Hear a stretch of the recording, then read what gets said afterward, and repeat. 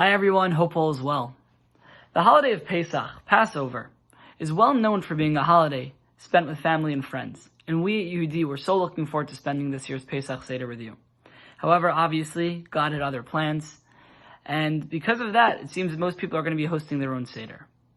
With that in mind, we'd like to give you, over the next couple of days, we'll be going through a crash course about different ideas, all about the holiday of Passover. What is Passover all about? What is chametz? How do I get rid of chametz? How do I clean my kitchen? How do I host my own Seder? So many different ideas that we're going to be discussing in this crash course that's going to be followed up on this Sunday, Be'ezrat Hashem at 8 p.m. with a live mock Seder. And we're going to go well into detail about the Seder, how to host it. It's going to be a lot of fun, and I couldn't encourage you more to join. We'd love to have you. Okay, what I'm going to start with is, what is Pesach all about? What is this holiday? Now, this is a very long story short. But in 1523 BCE, the Jews came down to Egypt. Now, the Jews were a very powerful nation, and as we do, they were multiplying a lot, and the Egyptians got very worried. The Egyptians said, in the event any other nation decides to start a war with us, we'll be toast. Because the Jews, who are so plentiful at this time, are just going to join onto the enemies, and they'll overrun Egypt in a second. So the Egyptians came up with a plan. They realized they had to get rid of the Jews. And they came up with this idea, and they tricked the Jews into becoming their slaves. And once they were in, there was no going out.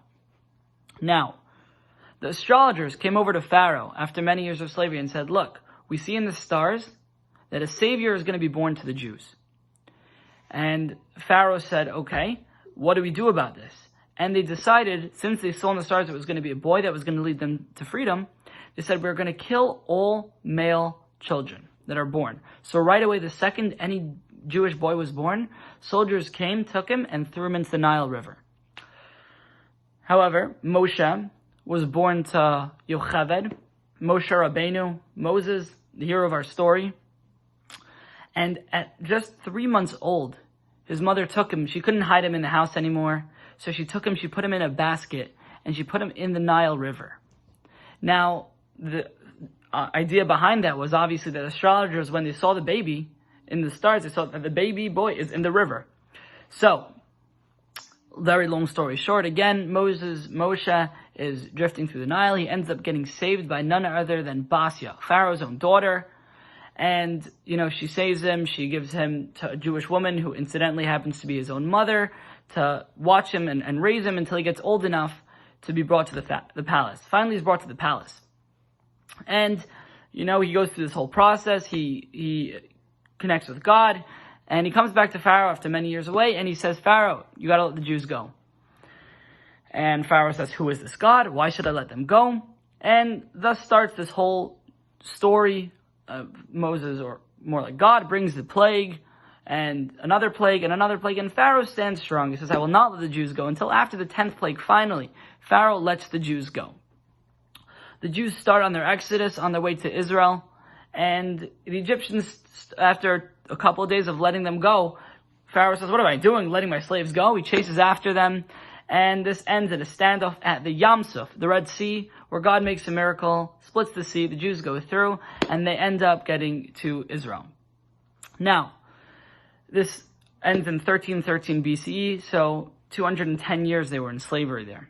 Now, there are a couple ideas in Passover that I want to share with you. Number one, we say Kol Dichven Yesi V'Yechel.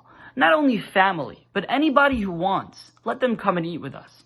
Part of the idea behind that is that we went through this as a nation, and we come out of this as a nation, and therefore when we celebrate this holiday, it's as a nation. Therefore we open our doors. Obviously this year, it's a little bit different, but this is how it's meant to be done, as a nation, whole, with everyone in mind. Now, again, Pesach is known for being a very symbolic holiday. We go through many different themes throughout the night. For example, we drink 4 cups of wine. We lean when we eat. There's amazing food. We eat like kings. Part of the idea is to celebrate that we're free. We're kings now. However, on the other hand, we have the most famous food of the Pesach Seder, matzah, and in addition, we have maror, which is horseradish or lettuce or something like that, and that represents slavery. So we go back and forth throughout the entire Seder, balancing the two ideas of, on one hand, we're kings, yes, we're free. On the other hand, we were slaves, and we're still slaves. What exactly does that mean? That means we are still in this day and age. We are slaves to each our own thing, be it money, social norms, technology, anything like that. We are still slaves in our own right.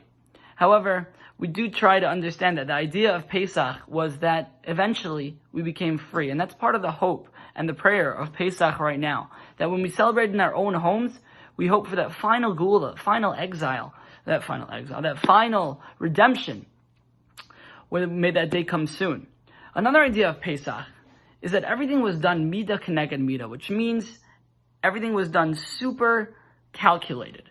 We're going to get much more into that by the mock Seder. But we see that everything that happened, anything the Egyptians did wrong, they ended up coming back to haunt them. And that idea is something that we run with nowadays as well. That we see that God has a real idea and a real plan by every single little thing that happens. And nothing goes unnoticed.